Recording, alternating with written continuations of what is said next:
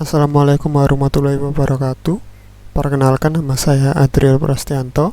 Saya NPM 170820101029. Jadi, di sini saya akan menjelaskan mengenai klasifikasi untuk mata kuliah data mining. Di sini sudah sampai modul keempat.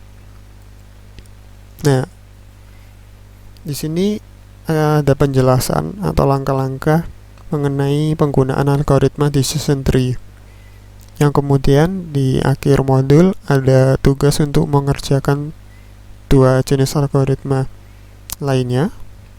Jadi mari kita mulai saja langsung.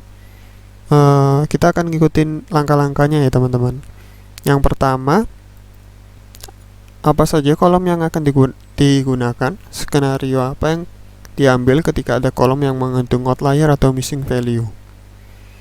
Jadi di sini kita menggunakan data yang sudah kita gunakan sebelumnya, yang kita gunakan di modul sebelumnya di minggu lalu. Di sini ya sudah saya drop untuk passenger ID-nya karena passenger ID sebelumnya seperti yang kita tahu itu merupakan bilangan unik ya, atau bisa disebut juga dengan primary key, yang mana antara satu dengan yang lain itu nggak boleh sama, jadi otomatis akan kita buang. Di heatmapnya ini kita bisa lihat atribut-atributnya di sini. Nah, kita akan mengambil atribut yang sekiranya penting. Saya di sini akan menggunakan survive, atribut survive sebagai labelnya atau yang akan sebagai patokannya untuk mengukur dari algoritma yang akan kita gunakan nantinya. Dan di sini saya akan menggunakan atribut age, ships, parts, var, sama passenger type. Kenapa saya menggunakan ini? Karena nilainya tidak begitu jauh dengan angka 1. Seperti yang bisa kita lihat, untuk atribut P class dan sec ini angkanya minus dan bahkan sangat jauh. Ya, kalau kita bisa lihat di bar paling sebelah kanan yang ini, yang angka yang mendekati atau yang berguna untuk perhitungan itu yang semakin ke atas atau semakin hijau. Jadi kalau angkanya positif itu semakin baik. Kalau angkanya mendekati positif itu semakin baik. Jadi di sini saya akan menggunakan kelima atribut ini. Ya. Kita lihat data infonya. Nah, selain yang ada di heatmap tadi, kita juga akan menghapus atau mendrop atribut yang tidak berupa angka, seperti nama dan lainnya, kabin, embarcode, title ini juga. Nah, kita akan menghapus atribut yang tidak kita gunakan. Ya, ini codingannya. Kemudian kita cek lagi untuk sisa atributnya yang akan kita gunakan nantinya. Hasilnya seperti ini setelah kita cek. Nah, di sini di bagian umur ini tulisannya infonya 714 non null. Jadi yang tidak null itu sebanyak 714 data atau baris data. Nah, kalau ada yang masih nol di sini datanya, sisanya, jadi kan semua data itu 891. Nah, yang tidak nol untuk atribut umur itu ada 714. Nah, sedangkan sisanya itu 0.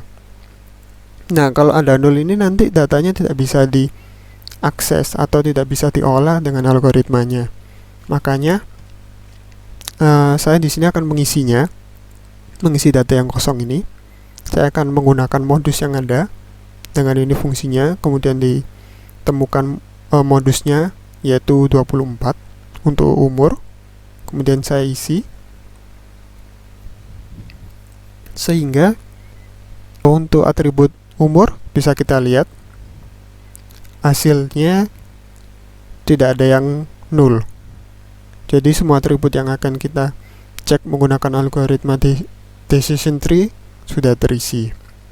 Kemudian kita cek perubahan di heatmapnya seperti ini. Untuk atribut X atau umurnya sudah berubah. Ini yang sebelumnya minus 0,07, di sini sudah minus 0,05. Oke, kita kemudian mengikuti sesuai dari modulnya. Kita masukkan algoritma decision tree-nya, matrix dan juga split data. Kita import dulu library-nya untuk decision tree. Kemudian ini kita pisahkan kolom, yang mana kolom target dan kolom yang bersifat atribut. Seperti ini teman-teman. Kemudian di sini kita men-split datanya dan kita membangun model di sini seperti di modul juga.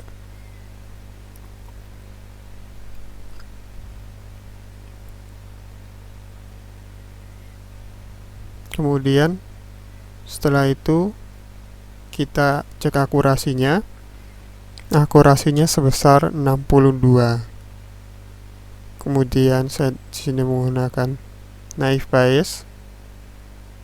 Di sini untuk mengimport library yang digunakan untuk naive Bayes. Kemudian di sini kita pisahkan yang mana yang label yang akan jadi patokan, yang mana atribut lainnya. Kemudian kita split seperti sebelumnya dan kita lihat hasil akurasinya.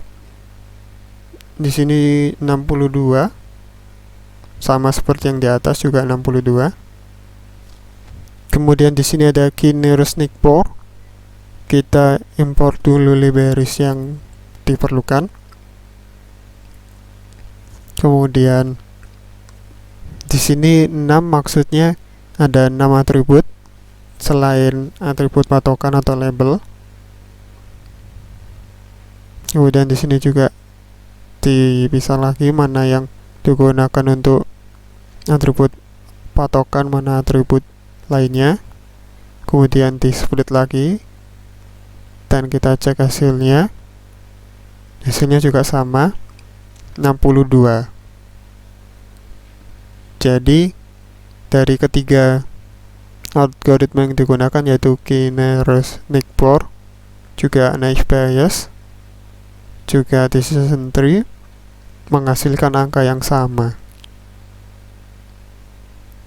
menghasilkan hasil yang sama.